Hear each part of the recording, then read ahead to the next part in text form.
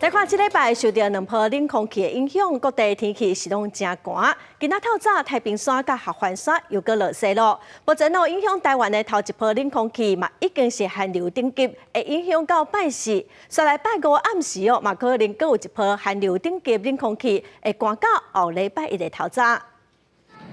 雪落甲龟头骹，尤其袂输敢若伫咧动的故事内面同款，感觉惊喜搁梦幻。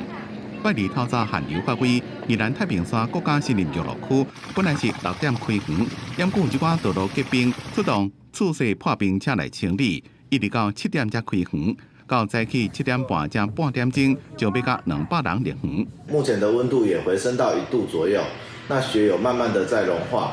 那这边要呼吁要到游乐区赏雪的民众要注意自身的保暖。伫8月暗时，合欢山庄停车场被翕到落大雪情形，汽车因因挂顶头就敢若互人嗅一烟烫酸共款。伫咧第7高线思源埡口也落冰雪啊！伫拜二透早上个温度出现伫咧新北市五股，只敢若7.1度，本来是新北市的石碇也只敢若7.7度。包括彰化以北、宜兰地区加金门、马祖，拢出现10度以下的低温。今天到明天持续受到寒流影响，各地天气是冷的。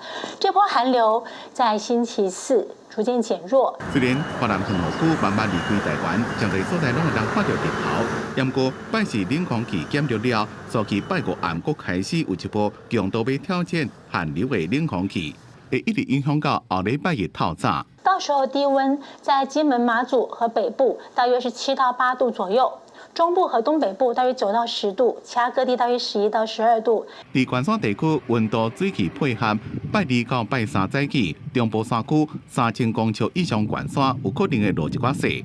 伫拜三过头了，华南云雨区过来水汽增加，中部以北3000公尺以上的悬山也有可能会落雪。民众要去看雪时阵，也要注意上山的安全。公视新闻采访报道。